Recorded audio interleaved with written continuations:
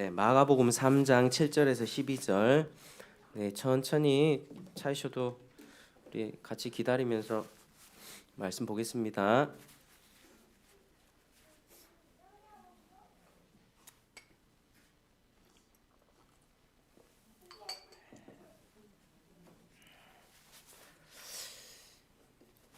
우리 어린이 친구들도 말씀 잘 이해 못하는 부분이 있겠지만은 잘 들어보기를 바래요.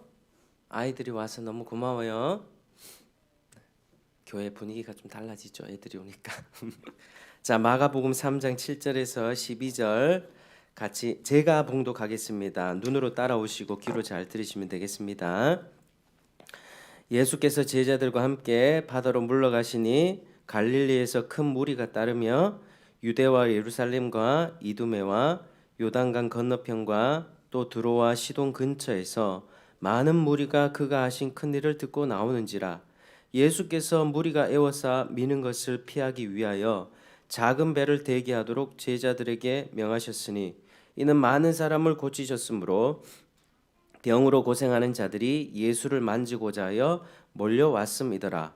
더러운 귀신들도 어느 때든지 예수를 보면 그 앞에 엎드려 부르짖어 이르되 당신은 하나님의 아들이니다 하니 예수께서 자기를 나타내지 말라고 많이 경고하시니라. 아멘.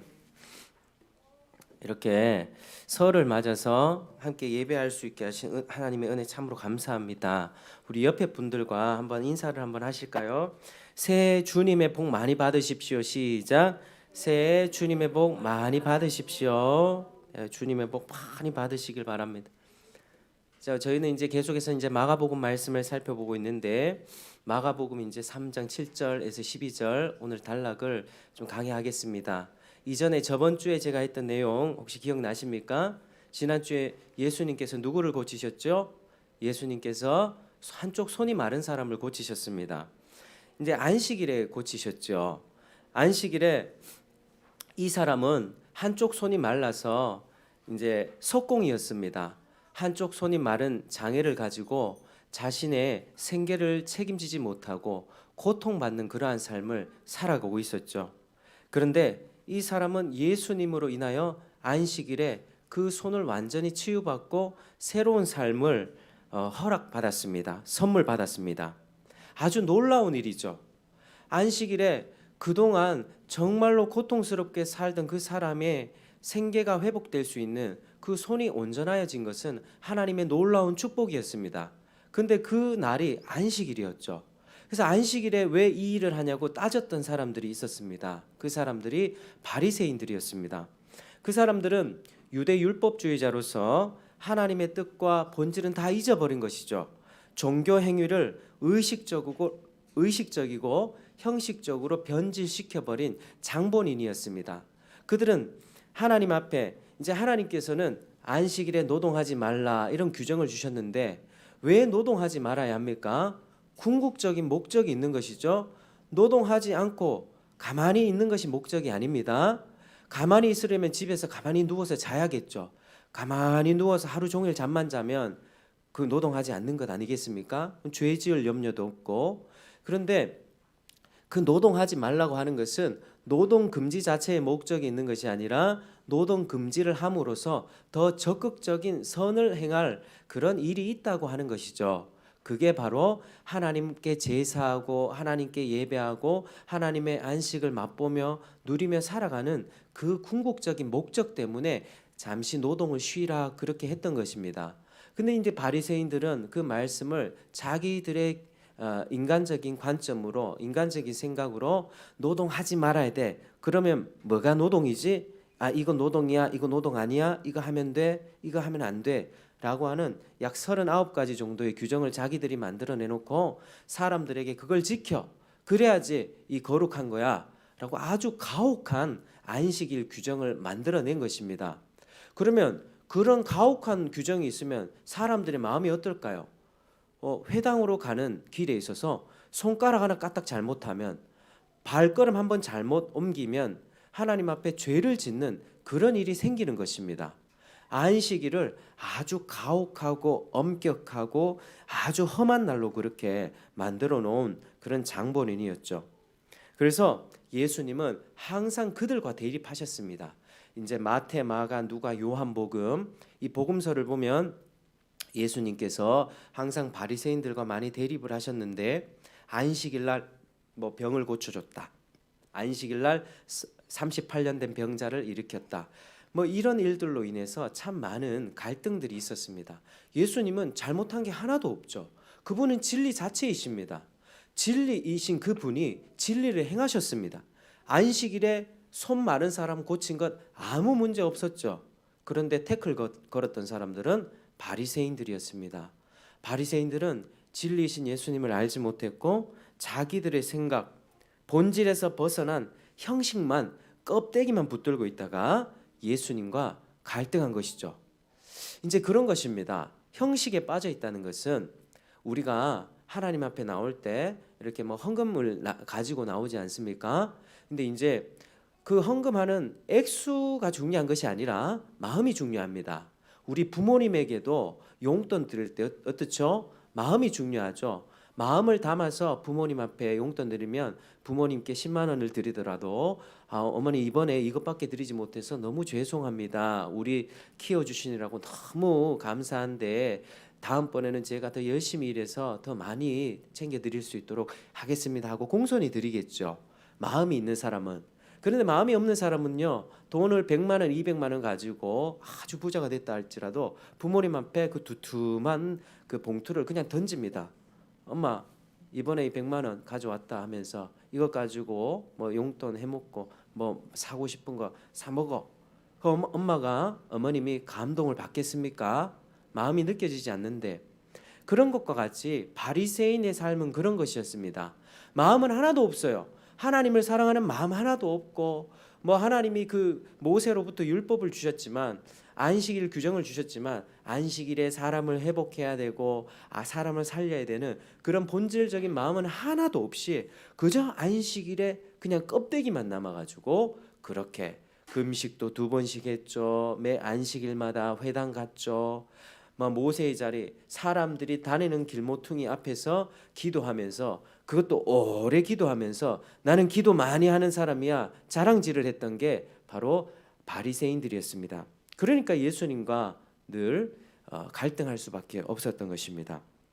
급기야 그들은 예수님을 죽이려고까지 했습니다. 오늘 본문 읽었던 본문 6절에 보면 바리새인들이 누구와 손을 잡죠? 헤롯 왕과 손을 잡죠. 지금 이걸 따지면요, 지금 우리 정치가 좌파 우파 굉장히 혼란스럽죠. 저쪽에 더불어민주당 지지하는 사람하고 국민의힘 지지하는 사람하고 둘이 대화가 됩니까? 교회 안에서도 절대 안 됩니다. 그래서 교회 안에서 웬만하면 정치 얘기하지 말라고 하는 것이 싸우기 때문이죠. 이런 거 똑같습니다. 헤롯 당은 친로마파, 바리새인들은 반로마파. 그러니까 민족주의자들과 이제 헤롯 당들을 이렇게 서로 갈등하고 있는 그런 관계였죠. 좌파 우파처럼. 그러니까 이들은 절대 손을 잡을 수 없는 관계였는데 예수님을 죽이고자 하는 일에는 손을 잡았다라고 하는 사실이죠. 그래서 세상이 얼마나 예수님을 죽이고자 하는가, 예수님 얼마나 증오하고 예수님을 미워하는가를 우리는 이런 본문을 보면서 알 수가 있습니다. 기독교의 어떤 이권을 확보하기 위해서 어느 정당을 지지하고 또 어느 그 정당을 지지하면 우리 기독교의 어떤 그런 이권을 확보할 수 있고 우리가 유익을 얻을 수 있겠지, 그런 생각 절대로 하지 마십시오. 돌아섭니다. 세상은 언제나 기독교에게 적대적이었습니다. 일시적으로 우리가 그나마 기독교에 가까운 색깔을 가지고 기독교 가치관과 비슷하게 가는 정당들의 어떤 정책이나 그 사람들을 일시적으로 지지를 할 수 있겠으나 그 사람에게 인생을 걸어서는 안 됩니다. 언제든지 그들은 우리를 향해서 적대적으로 바뀔 수가 있기 때문이죠. 오늘 이 본문처럼 바리새인과 헤롯 당이 예수님을 죽이려고 했던 것처럼 우리는 늘 그런 각오를 하면서 살아가야만 합니다. 세상은 우리를 적대하는구나. 왜죠? 예수님을 적대하기 때문에 그렇습니다. 그래서 세상은 예수님을 잡으려는데 한 마음이 되어버렸고 그렇게 예수님을 미워하고 증오하는 그런 가운데 예수님은 지금 목숨의 위협을 이제 받고 있는 상황이었습니다. 예수님이 목숨의 위협을 받고 있는 상황이니 어떻게 해야 되겠습니까? 담대하게 그렇게 막 갑니까? 나는 하나님의 아들이니까, 신의 아들이니까 너희들이 돌 던져도 돌 맞아도 나는 죽지 않아. 예수님이 그렇게 가셨습니까? 그렇지 않죠. 오늘 보면 7절 한번 같이 읽겠습니다. 7절 자 시작. 예수께서 제자들과 함께 바다로 물러가시니 갈릴리에서 큰 무리가 따르며. 자, 물러가셨다라고 말씀하죠. 한 걸음 뒤로 물러갔다라고 죽음의 음모를 피해서 물러가신 것입니다. 예수님은 하나님의 아들이셨지만 인간이셨습니다. 완전한 인간으로서 자신의 몸을 지키고 보호하려는 그런 행동을 지금 하고 있는 것이죠. 근데 예수님은 온 세상의 죄를 대속하는 희생제물로 자신을 바치고 죽으려고 이 땅에 오셨습니다. 분명히 예수님의 목적은 십자가 죽음이 목적이었습니다. 근데 지금 마가복음 3장이죠. 아직 사역 초반기입니다. 아직은 죽을 때가 아니었습니다. 아직도 해야 할 일이 많이 있었죠. 무지한 백성들에게 복음을 전했고 창세기, 모세, 그리고 이사야, 예레미야 수많은 선지자들로부터 내려왔던 그 예언이 지금 이루어지고 있다라고 하는 그 말씀을 예수님은 가르쳐 주어야만 했습니다. 그리고 십자가의 죽음의 비밀, 내가 결국은 죽고 부활해야 한다는 사실을 가르쳐 주어야만 했습니다. 그리고 여러 가지 치유와 기적을 행함으로써 자신이 세상의 모든 죄와 사망으로 인한 그런 저주를 회복시키는 하나님의 아들임을 보이셔야 했고 자신의 가르침도 진리임을 그렇게 확증해야 됐던 것입니다. 그러니까 할 일이 아직도 많이 있는 거죠.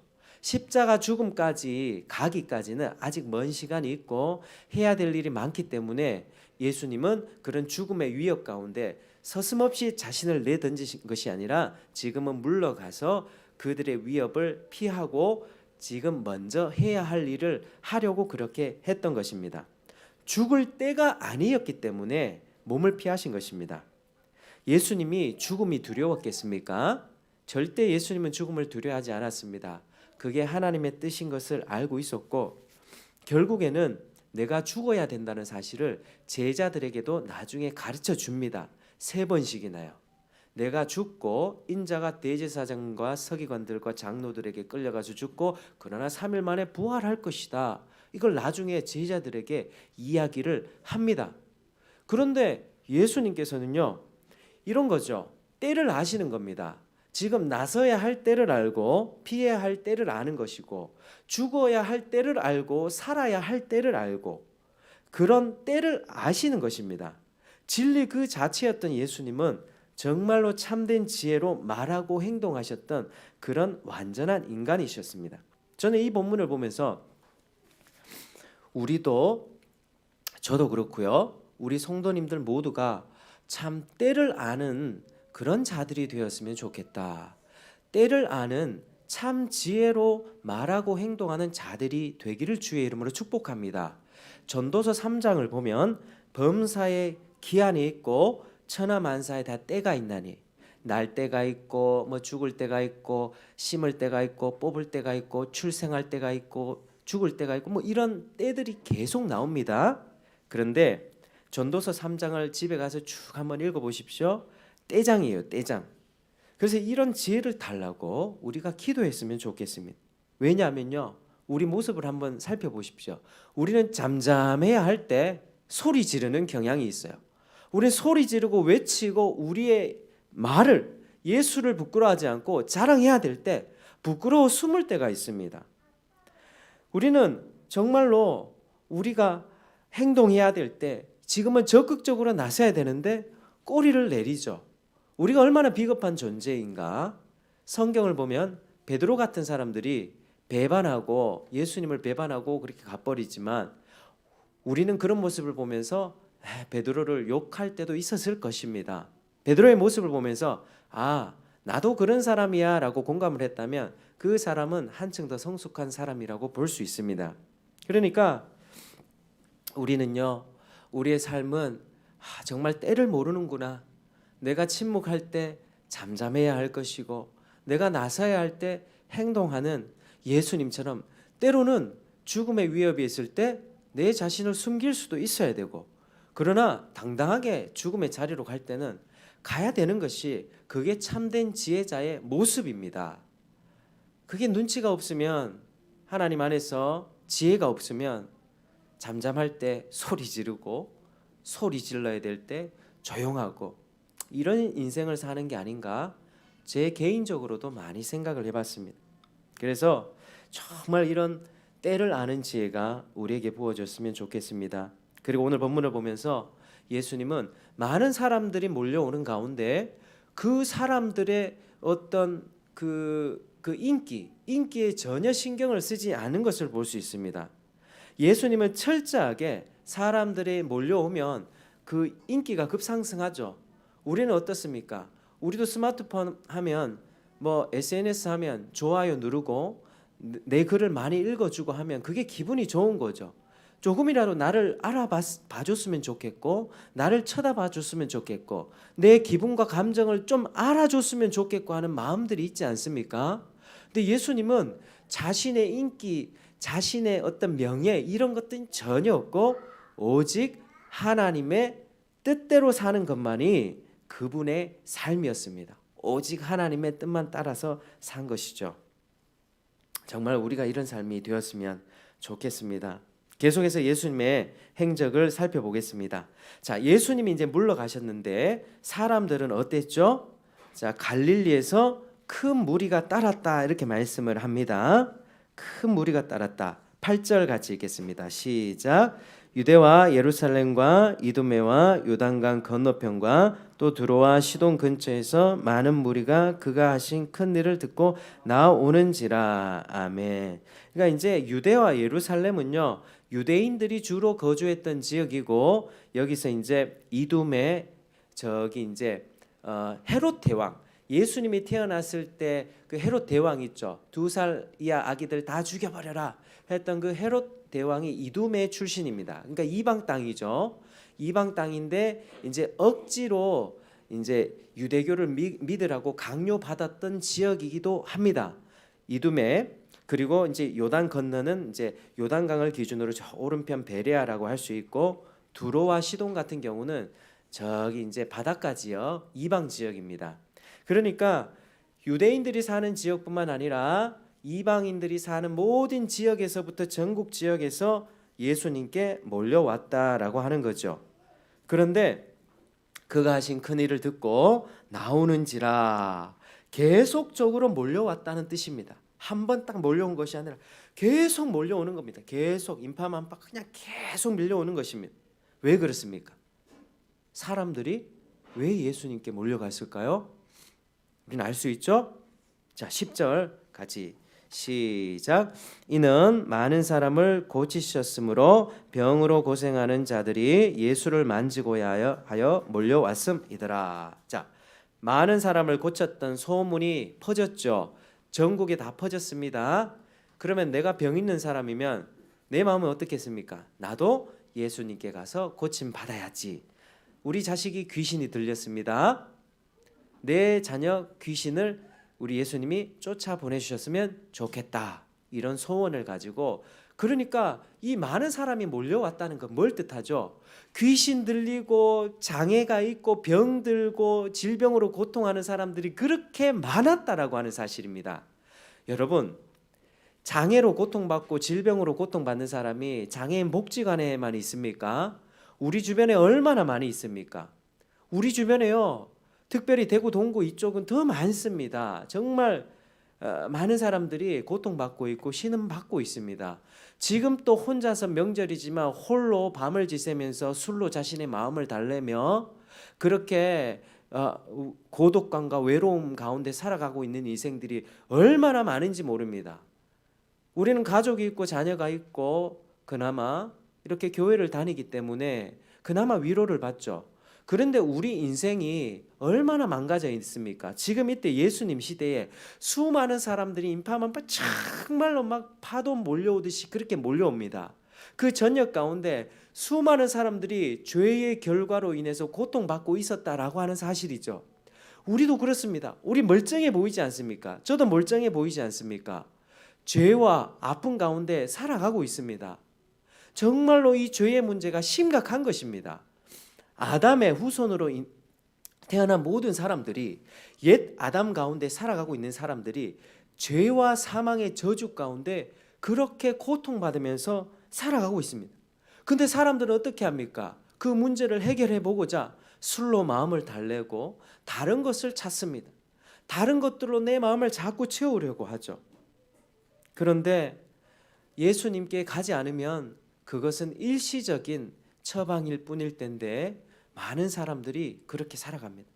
그런 가운데 예수님이 딱 나타나셨으니, 예수님이 고쳐주셨다는 소문이 들리니 이 사람들 마음이 어떻겠습니까?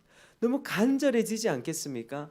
예수님께 가면 나도 저 사람 손 꼬부러진 사람 고쳤다더라, 다시 일할 수 있게 되었다더라, 나도 내 병든 다리 좀 고침받고 싶어 라고 하는 마음으로 달려갔다는 것이죠. 그래서 예수를 만지기만 하면 낫겠다라고 하는 그런 생각을 갖고 주님께 나아갔다라고 하는 사실입니다. 그런데 순번도 지키지 않죠. 예수님이 고쳐주시면 뭐 1번, 2번 이렇게 줄 서가지고 이렇게 해야 될 텐데, 먼저 그냥 예수님을 만지기만 하면 내 병이 나을 것이다 라고 하는 마음으로 그렇게 나왔던 것입니다. 그런데요, 예수님께서 그 병을 고치시고 또 기적을 행하신 것은 다른 것이 아니라 그걸 통해서 내가 죄와 이 사망의 저주를 완전히 회복할 수 있는 하나님의 아들 메시아다라고 하는 사실을 우리 주님은 그 기적을 통해서 보이신 것이거든요. 그 기적 자체가 중요한 건 아닙니다. 기적은요, 마귀도 기적을 일으킬 수 있습니다. 근데 예수님의 기적의 의미는 이 죄와 사망으로 인해 모든 망가진 세상을 누가 회복시켜 줄 수 있다?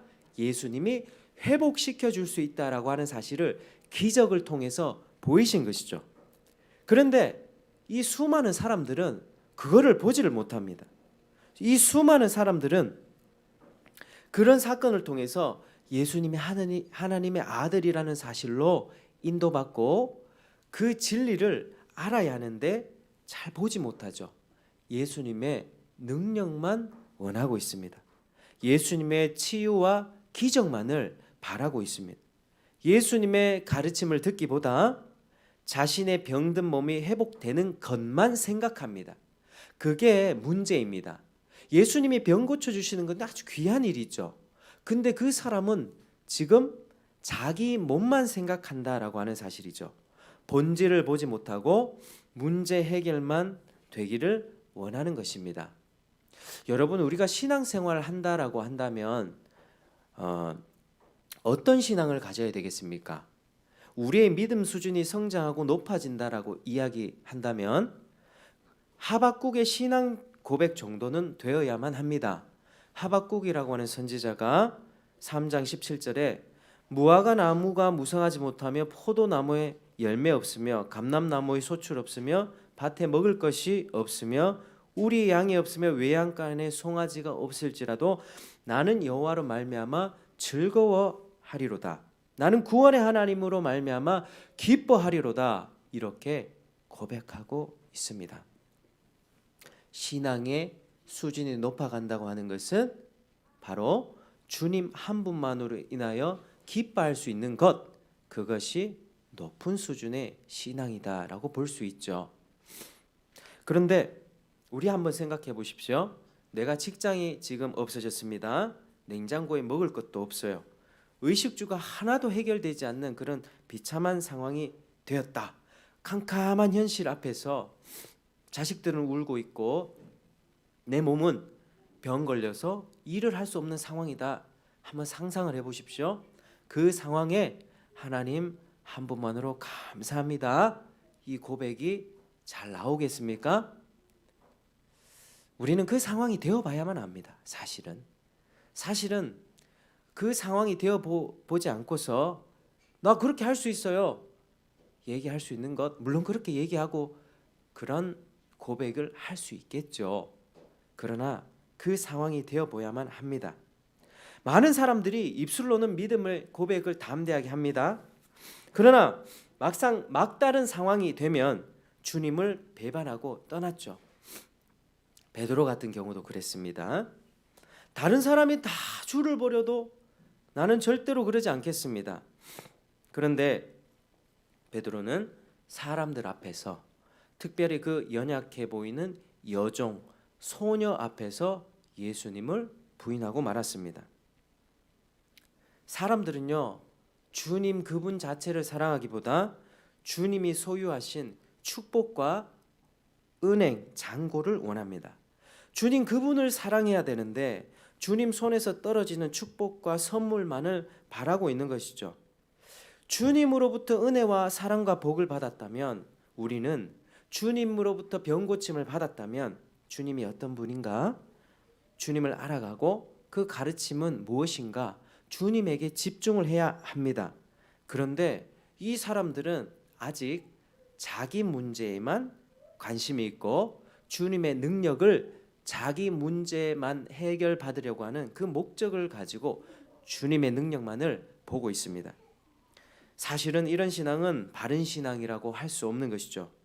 수많은 사람들이 몰려왔지만 아직 이 사람들은 초보의 신앙이라고 할 수 있습니다. 그러면 나중에 예수님이 십자가에 끌려가고 초라해지면 이 사람들 어떻게 되겠습니까? 주님이 더 이상 능력을 베풀지 못하는 십자가에 달리는 상황이 되면 다 주님을 떠나겠죠. 수많은 무리들이 자신의 필요를 채우려는 목적으로 몰려왔던 것입니다. 그들의 목적은 자신들의 문제 해결, 병고침과 치유였습니다. 경쟁적으로 필사적으로 달려오는 것입니다. 그래서 예수님은 9절에 작은 배를 하나 대기시켜서 그리로 피신했던 것이죠. 자신의 몸을 그렇게 추스리고 보호하는 행동을 했던 것입니다. 근데 예수님은 그렇게 몰려오는 인파들을 치유해 주셨습니다. 오늘 본문에는 직접 나타나지 않았지만 앞에서 봤던 1장, 2장에서 쭉 보면 비슷한 장면들이 나오는데 그렇게 사람들을 고치고 치유하시고 귀신들을 쫓아냈다, 그렇게 말씀하고 있습니다. 왜 그렇게 예수님이 그들의 병을 고쳐주셨을까요? 불쌍하니까요.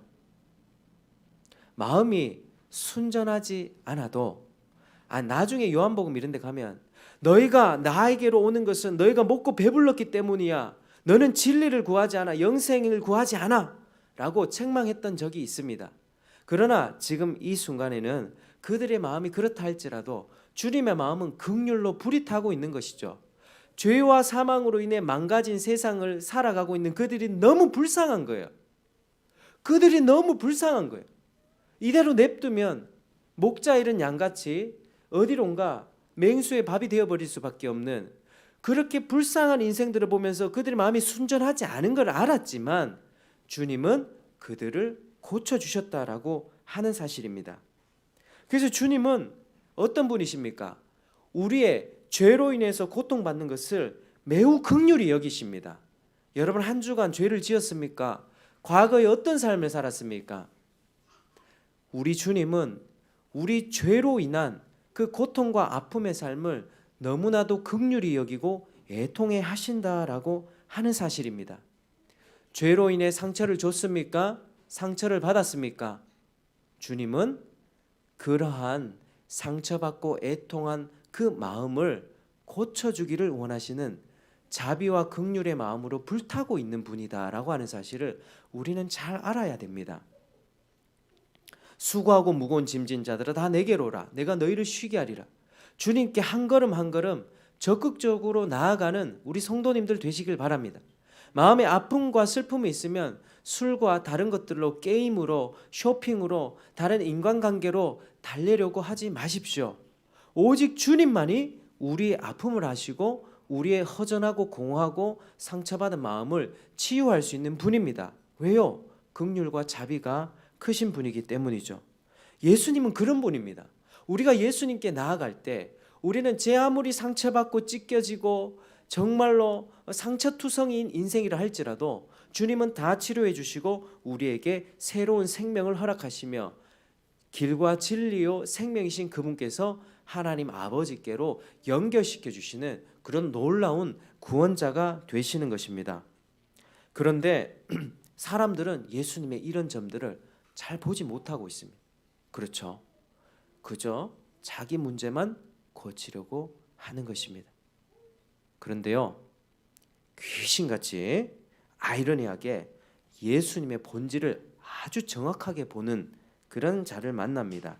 자, 11절 같이 읽겠습니다. 시작. 더러운 귀신들도 어느 때든지 예수를 보면 그 앞에 엎드려 부르짖어 이르되 당신은 하나님의 아들이니이다 하니. 그렇죠? 귀신같이 예수님을 알아봤던 존재가 바로 귀신들이죠. 우리 언어 표현에 있어서도 정말 귀신 같다 표현하죠. 귀신 정말 귀신같이 압니다. 귀신이니까요. 즉각적으로 예수가 하나님의 아들임을 고백합니다. 몰려온 사람들은 자기 문제 해결만 관심을 가 있는데 예수님이 어떤 분인지 그건 잘 몰라요. 어쨌든 내 손 고침 받으면 되고 내 무릎이 펴지면 되고 내 허리가 내 자식이 귀신 쫓겨나면 된다 이 마음밖에 없는데 귀신들은 참으로 귀신같이 예수를 알아봅니다. 심지어 엎드렸습니다. 엎드려서 부르짖고 있어요. 참 놀라운 신앙 고백처럼 놀라운 믿음의 행위처럼 보입니다. 대단해 보입니다. 그런데 알아야 할 사실은 귀신들 앞에 어떤 수식어가 붙어 있죠? 뭐라 돼 있죠? 더러운. 자, 따라하겠습니다. 귀신은 더럽습니다. 시작. 귀신은 더럽습니다. 여러분, 착한 귀신, 갸냘픈 귀신, 귀여운 귀신 뭐 이런 거 없습니다. 귀신을 미화하는 문화. 이태원의 뭐 할로윈 데이 뭐 그리고 피카츄 뭐 악마 손에 그 악마죠, 악마. 다 귀신 문화입니다. 귀신들을 자꾸 귀엽게 미화하는 그런 세상 문화에 속지 마세요. 귀신은 무조건 더럽습니다. 하나님 앞에 더러운 짓을 행하고요. 죄짓게 만들고 사람 마음을 충동시켜서 살인을 저지르게 만들고 관계를 깨지게 만듭니다. 우리가 귀신들에게 얼마나 속아서 넘어가는지요. 그래서 귀신의 고백은요, 상당한 신앙 고백 같지만 실상 껍데기일 뿐입니다. 예수님의 본질을 알아봤어요. 그러나 예수님께 전혀 순종하지 않습니다. 여러분, 머리로 예수님을 알지만 그 마음에는 예수님이 없다는 것이죠. 귀신들은 영적인 분별력이 고도로 있는 영적인 영물들입니다. 그러하기 때문에 예수님이 하나님의 아들이라는 것을 알고 있는 것이죠. 그런데 그 마음에는 예수님을 향한 순종과 사랑이 전혀 없습니다. 전혀 없습니다. 아이들이 돌아다니니까 마음이 좀 힘들죠. 일단은 좀 내버려 두세요. 나중에 뭐라 하실 때 나중에 뭐라 하시고 일단은 지금 말씀을 잘 듣고 이렇게 어릴 때 교회에서 돌아다니고 설교 시간에 막 했던 아이들이 나중에 믿음의 용사들이 될 줄로 믿습니다. 아멘. 너희들은 참 믿음의 사람들이 될 거야. 근데 조금만 조용해주면 고마울 것 같아. 자, 그래서 이 귀신들이요 그렇게 주님을 알아보지만 예전에 그 골룸 있죠. 영화 그 반지의 제왕 골룸 보면 고개를 싹 숙이는 듯하지만 내가 잘못하는 듯하지만 눈빛은 어떻게 알고 있죠? 눈빛은 착 치켜 세우고 있습니다. 귀신이 이런 존재입니다. 예수님 앞에 엎드려 절하는 듯하지만 눈빛을 착 세우면서 기회만 오면 예수님의 뒤통수를 치려고 하는 그런 존재가 바로 귀신들이다라고 하는 사실이죠. 귀신들은요 절대로 선과 자비 이런 거 전혀 없습니다.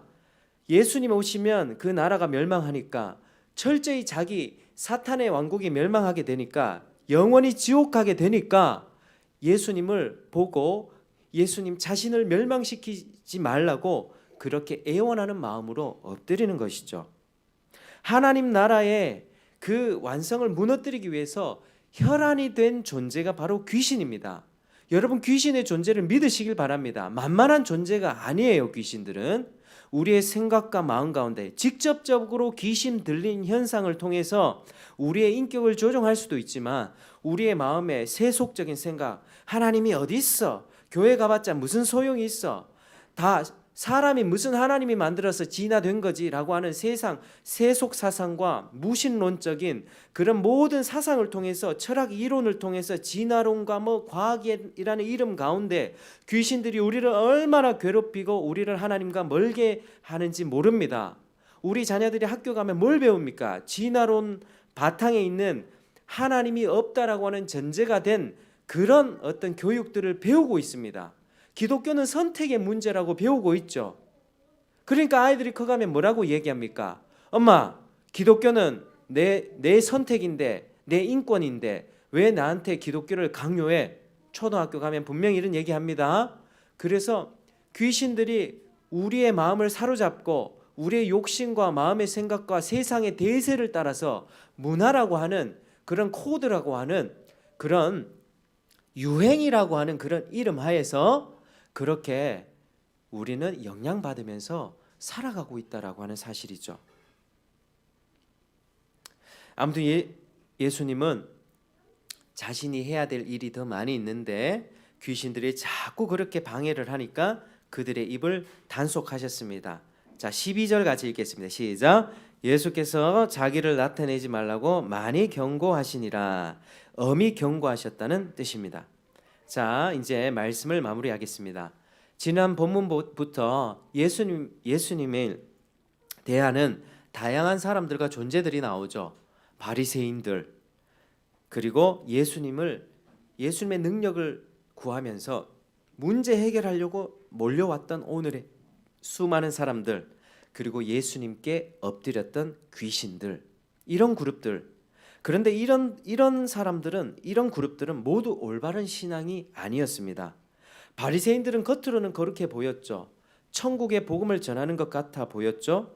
그러나 실상 사람들이 만든 규범으로 하나님 나라의 길을 차단하고 막아버렸습니다. 예수님의 기적과 행함을 봤으면서도 예수님을 죽이려고 했던 사람들이 바리새인들, 자기의 의로만 가득 차서 그리스도를 전혀 보지 못했던 그런 사람들. 교회 안에 이런 자들이 있을 수 있습니다. 자기 의로움으로 가득 찰 수 있을 수 있습니다. 난 주일 예배 한 번도 안 빠졌는데, 나는 꼬박꼬박 헌금 바치는데, 나는 죄 안 짓는데, 이렇게 생각하는 사람 어디랑 가깝다고요? 지옥이랑 가깝습니다. 그러나 내가 형편없이 살았다 할지라도 하나님, 내가 이런 사람입니다. 하나님, 내가 보잘것없는 죄인입니다. 고개를 들지 못하는 그 영혼이 하나님 앞에 천국에 훨씬 가까운 사람들입니다. 자기 죄를 정직하게 보고 정직하게 자백하는 여러분 되기를 바랍니다. 그게 하나님 앞에 올바른 신앙입니다. 또 수많은 사람들 보십시오. 초점이 자기 문제 해결에만 가 있죠. 그것이 그들에게 전부였습니다. 예수님을 욕하지 않아요. 밖에서 전도하다 보면 젠틀한 사람을 만나면, 아, 그래요, 저는 불교고요, 그쪽은 기독교니까 저는 제 길 갈 거고 그쪽은 그 길 가세요. 젠틀하게 얘기합니다. 그런데 강요는 하지 마세요. 기독교에 아무리 호의적이라, 예수의 가르침 나도 좋아해요. 예수의 가르침을 아무리 좋게 이야기하고 교회 가고 싶어요, 교회 가세요. 교회를 미워하지 않아요. 그런데 자기 문제에만 초점이 있고 예수라고 하는 그 하나님의 아들, 유일한 길이요 진리요 생명 되시는 그 본질을 보지 못한다면 그 사람도 바른 진리가 아닙니다. 아무리요 내가 그래 교회가 괜찮아, 교회가 불교보다는 교회가 낫더라, 이렇게 얘기한다 할지라도 주님이라고 하는 본질을 보지 못하면 그건 바른 신앙이 아니라고 하는 거죠. 호의적이라고 해도 그것은 주님이 기뻐하시는 신앙이 아닙니다. 왜? 주님과 관계가 아직 맺어지지 않았기 때문이죠. 주님을 사랑하지 않는 거죠. 주님을 사랑하지 않기에 그렇게 얘기하는 것입니다. 자, 또 세 번째, 귀신들을 보십시오. 귀신들은요, 예수님 하나님의 아들 본질이라는 걸 알지만 순종하지 않습니다. 고개는 숙였지만 여전히 뒤통수 치려고 하는 그런 마음을 가진 사람들이 바로 귀신들입니다. 그냥 마지못해서 엎드려 있는 것입니다. 이게 바른 신앙이 아니죠. 입술로는 신앙을 고백하지만 행위로는 부인하는 존재들, 여러분 한번 따라하겠습니다. 참된 믿음은 순종을 낳습니다. 시작. 참된 믿음은 순종을 낳습니다. 참된 믿음은 순종을 낳습니다. 우리 안에 순종이 없다면 믿음이 조금 문제가 있는 것입니다. 영혼 없는 몸이 죽은 것처럼 행함이 없는 믿음은 죽은 믿음입니다. 참된 신앙은 어떤 믿음입니까?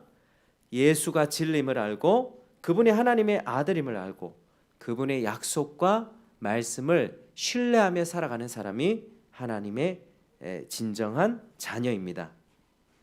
어린 자녀들이 아버지가 퇴근하면 달려오죠. 막 달려옵니다. 근데 아빠를 보지 않아요. 아빠 손에 뭐 있어? 오늘 피자 사와서 통닭 사와서 아 행복해 이렇게 소리지는 자녀.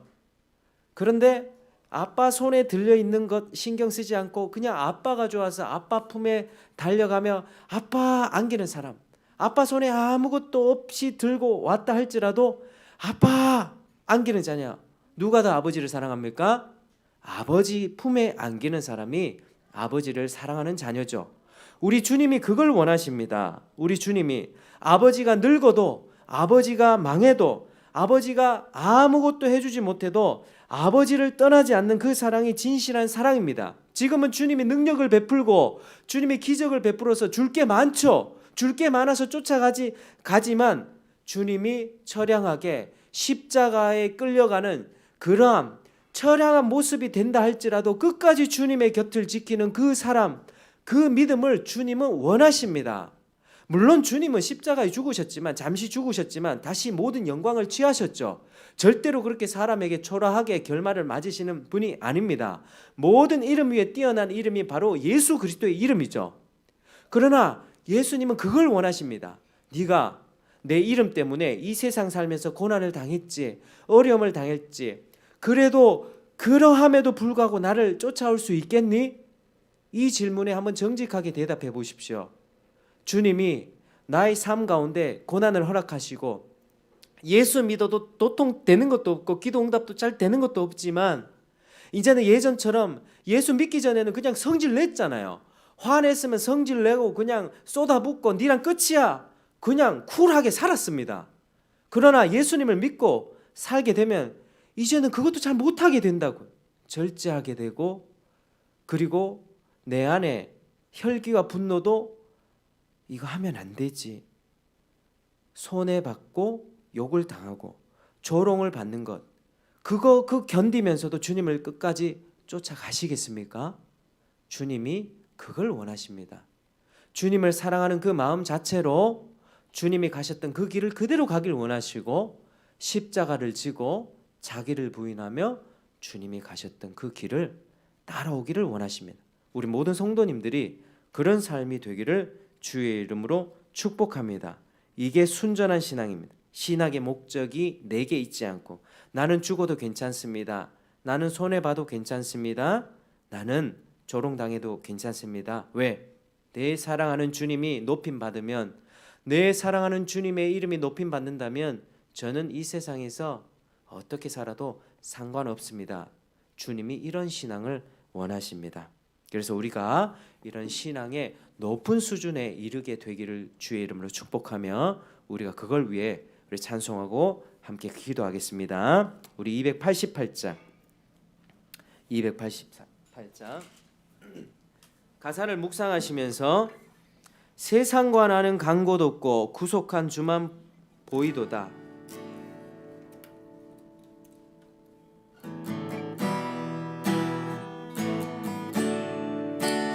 예수를 나의 구주 삼고 성령과 피로써 거듭나니 이 세상에서 내 영혼이 하늘의 영광 누리도다.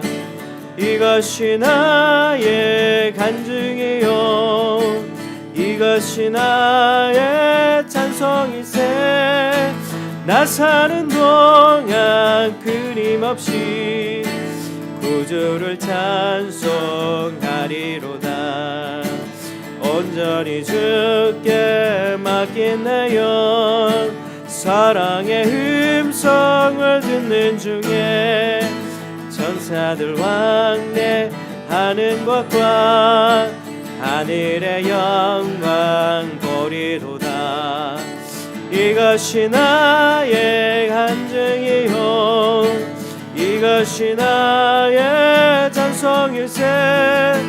나 사는 동안 끊임없이 구주를 찬송하리로다. 우리 같이 기도하겠습니다. 오늘 말씀을 보면서 자신들의 마음을 잘 점검하고 되돌아보면서 우리가 주님을 위해 순전한 그런 삶을 살기를 원합니다. 주님 한 분만으로 만족하고 내 목적과 내 어떤 소원 성취를 위해서 주님의 능력을 이용하는 것이 아니라 주님 앞에 그저 엎드리는 척하는 것이 아니라 진짜 주님이 가셨던 그 길 손해보고 조롱당하고 비난당하고 억울해도 참고 인내하는 그 삶을 우리가 살아가기 원합니다.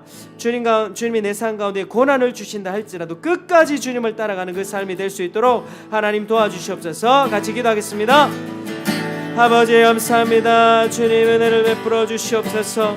하나님 주님의 은혜 가운데 우리 영혼을 부어 주시옵소서. 하나님 아버지여 우리의 마음을 주님 잘 아시는 하나님 아버지, 제가 그렇게 살았습니다. 제가 하나님 아버지 제 감정과 하나님 아버지 제 기분에 따라서 살았고 아버지여 그렇게 제대로 살지 못했습니다. 하나님 주님 손해받고 고통당하고 조롱받는 인생이 아니라 그냥 그렇게 살았습니다. 주여 용서하여 주시고 이제부터는 순전한 신앙이 될 수 있도록 도와주시옵소서. 하나님 주님을 향한 그런 인생이 될 수 있도록 붙잡아 주시고 은혜를 베풀어 주시옵소서. 감사합니다. 모든 영광을 홀로 받아 주시옵소서. 주여 우리 삶을 새롭게 하여 주시옵소서.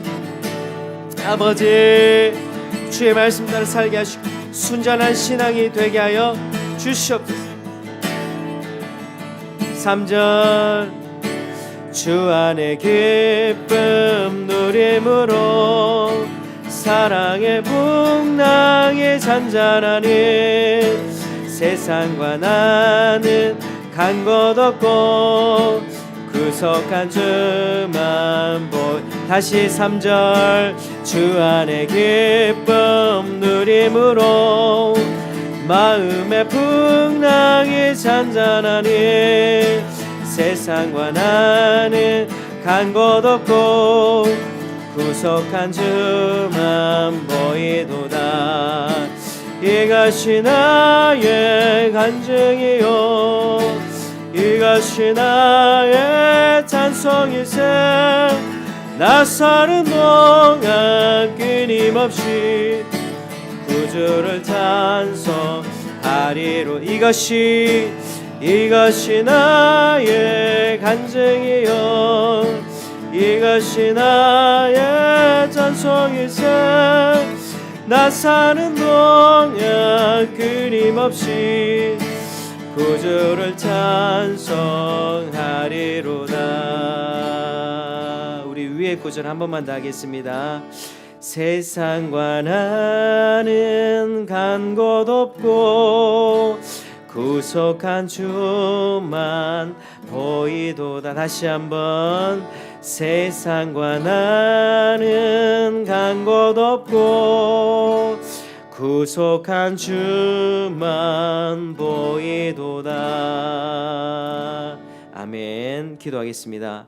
하나님 아버지 참으로 감사합니다. 오늘 예수님의 그 이적과 기적을 통하여서 또 수많은 사람들이 그 이적과 기적을 통하여 자신의 문제를 해결받으러 오는 이 사건들을 통하여서 귀신들의 거짓된 신앙 고백을 통하여서 우리의 믿음이 어떤 믿음이 되어야 하는가, 우리의 신앙은 어떤 방향으로 가야 되는가를 주님 배웠습니다. 하나님 우리는 주님의 능력만을 구하고 있는 것이 아닙니까? 내 문제 해결에만 관심이 있는 것 아닙니까? 주님을 이용하려고 하는 것만 아닙니까? 정말 우리 가운데 엎드려 있지만 주님께 진심으로 우리 마음을 드리고 있습니까? 아니면 바리새인처럼 외식과 형식으로만 신앙생활하고 있지 않습니까? 하나님 아버지 우리의 이런 잘못된 신앙의 모습들을 용서하여 주시고 온전하고 순정한 신앙이 될 수 있도록 도와주시옵소서. 주님 한 분만으로 기뻐하며 주님 한 분만으로 만족하며 살아갈 수 있는 저희가 되게 도와주시옵소서. 아버지, 주님으로부터 오는 그 축복 꼼꼼을 하나님 아버지 원하는 것이 아니라 주님 그분을 그 자체를 사랑하며 그분이 나에게 어떤 어려움과 고난과 시험과 연단을 준다 할지라도 끝까지 주님 따라가며 주님을 배신하지 않는, 자기 십자가를 지고 자기를 부인하며 억울할 때 참고 인내하며 손해보며 조롱받고 이 길을, 좁은 길을 갈 수 있는 저희가 될 수 있도록 주님 도와주시옵소서. 하나님 아버지, 우리 모든 성도님들이 그러한 삶 가운데 은혜 받아서 주님이 기뻐하시는 삶이 될 줄로 믿습니다. 모든 은혜를, 더욱 충만한 은혜를 베풀어 주시옵소서. 예수님 이름으로 기도합니다.